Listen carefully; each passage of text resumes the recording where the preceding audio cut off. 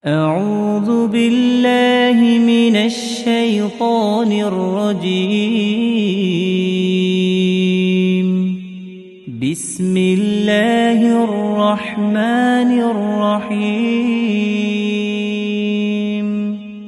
الرحمن علم القرآن خلق الإنسان علمه البيان. الشمس والقمر بحسبان والنجم والشجر يسجدان والسماء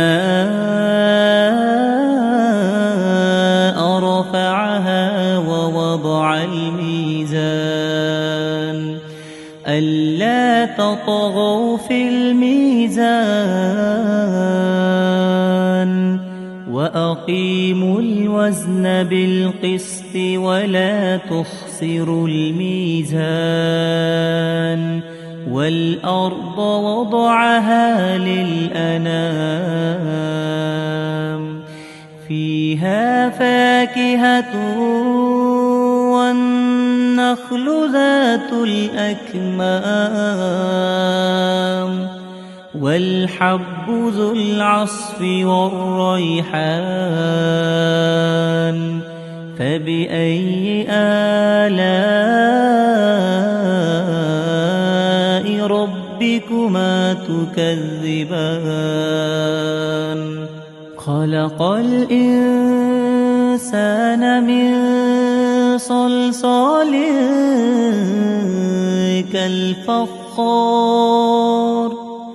وخلق الجان من مارج من نار فبأي آلاء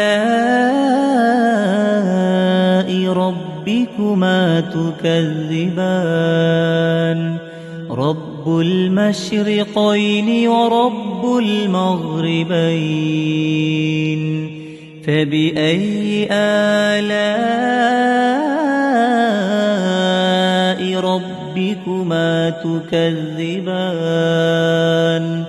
مرج البحرين يلتقيان بينهما برزخ لا يبغيان فبأي آلاء ربكما تكذبان.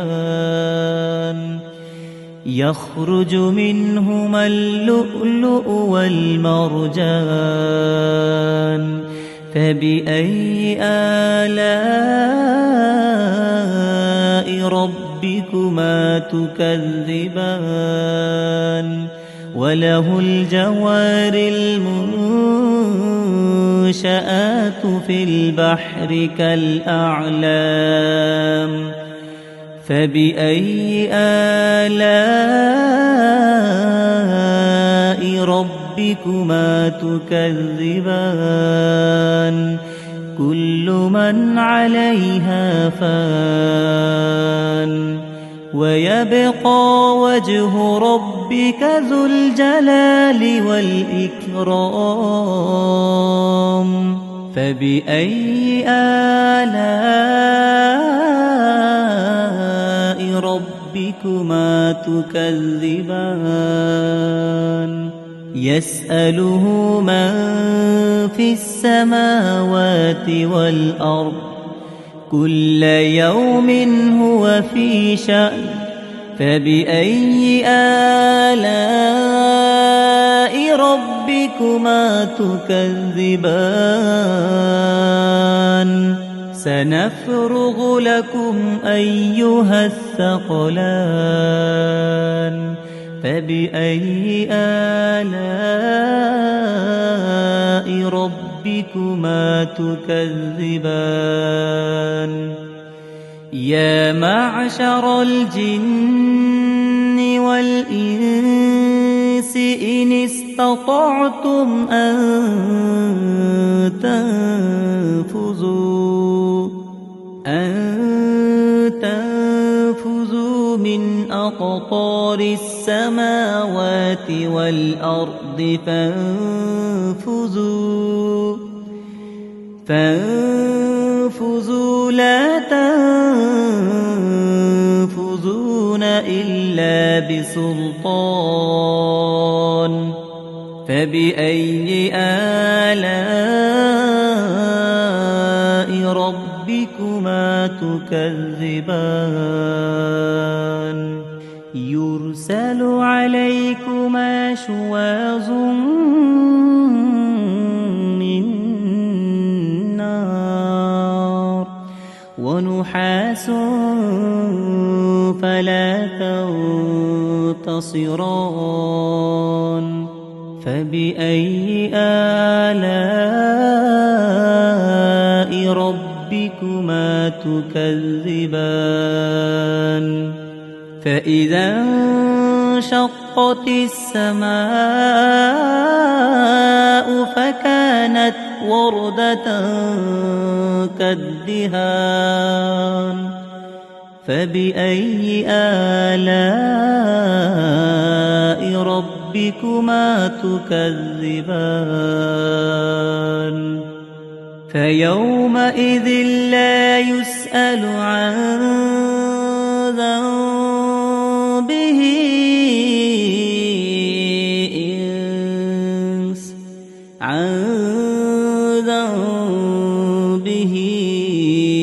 إنس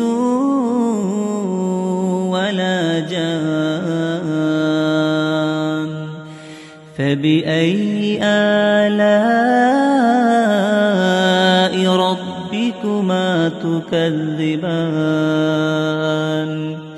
يعرف المجرمون بسيماهم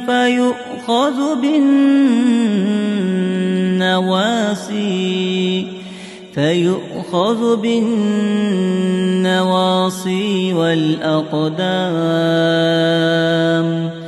فبأي آلاء ربكما تكذبان هذه جهنم التي يكذب بها المجرمون يطوفون بينها وبين حميم آن فبأي آلاء ربكما تكذبان ولمن خاف مقام ربه جنتان فبأي آلاء ربكما تكذبان ذواتا أفنان فبأي آلاء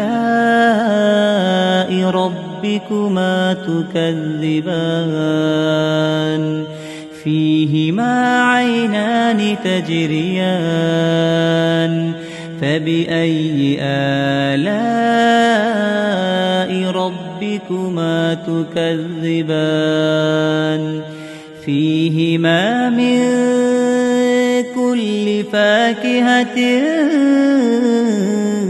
زوجان فبأي آلاء ربكما تكذبان متكئين على فرش بطائنها من استبرق وجنى الجنتين دان فبأي آلاء ربكما تكذبان فيهن قاصرات الطرف لم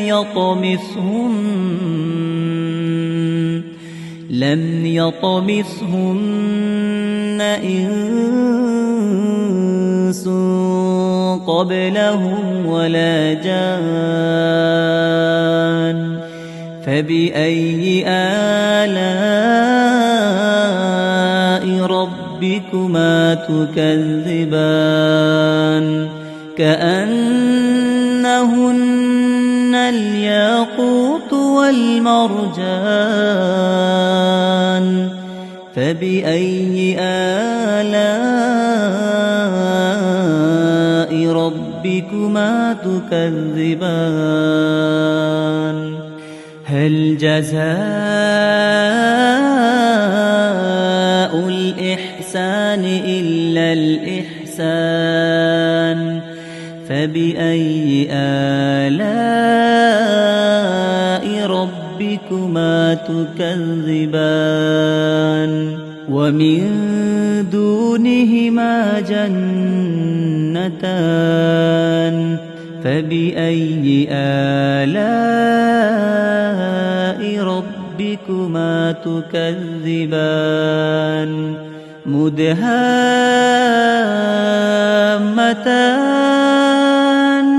فبأي آلاء ربكما تكذبان فيهما عينان نضاختان فبأي آلاء ربكما تكذبان فيهما فاكهة ونخل ورمان فبأي آلاء ربكما تكذبان فيهن خيرات حسان فبأي آلاء ربكما تكذبان حور مقصورات في الخيام فبأي آلاء